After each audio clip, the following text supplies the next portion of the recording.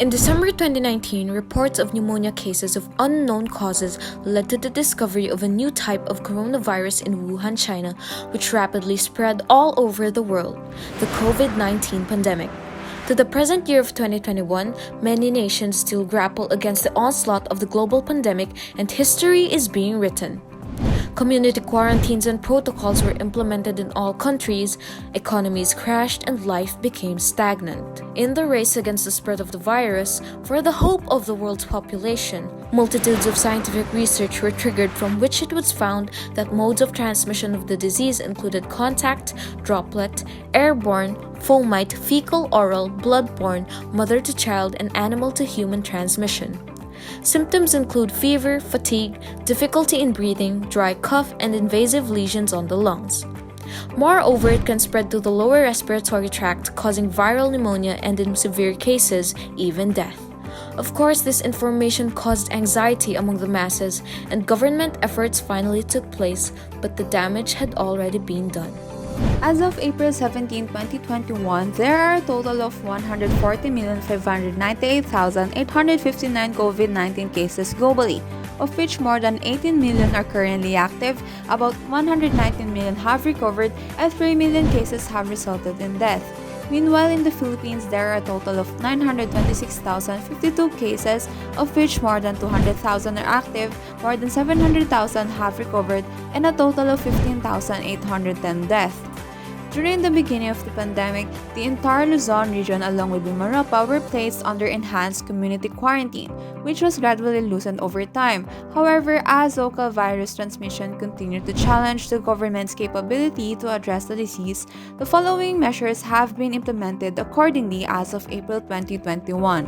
And as COVID-19 is still widespread, there is a need for additional measures aside from these protocols alone. Vaccines should also be administered in order to effectively contain the virus. However, vaccines research usually takes years. But time was not a luxury the world could afford amidst a pandemic. Researchers were able to create vaccines in less than a year, thanks to the advancements in genomic sequencing. Roughly 10 days after the first reported case of pneumonia in Wuhan, China, the virus sequence of SARS-CoV-2 was already uncovered.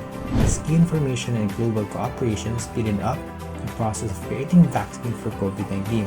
As of March 4, 2021, COVID-19 vaccines arrived in the Philippines by COVAX facility. According to the Centers for Disease Control and Prevention, we do know that COVID-19 vaccines, despite the differences among brands in development, are safe and effective.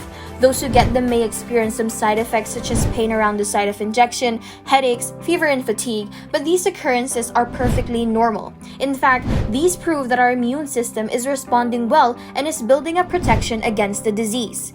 And rest assured that no approved COVID-19 vaccine contains the live virus which causes the disease. Therefore, the vaccines cannot and will not get anyone sick with COVID-19. However, as the vaccines typically need about 2 weeks to fully build immunity against COVID-19, proper safety protocols must still be observed at all times. And though vaccines are not mandatory in the Philippines, these are free, and it is highly recommended that citizens get vaccinated to be protected against the preventable disease. You might be wondering, will the COVID-19 disappear if everyone gets vaccinated? Unfortunately, the answer is no, not really. COVID-19 will not be completely eradicated just because everyone develops immunity against it in our current contemporary. But it is the first step, as there is still a need for us to observe and determine whether the vaccines will help in reducing transmission, which is essential in preventing infection.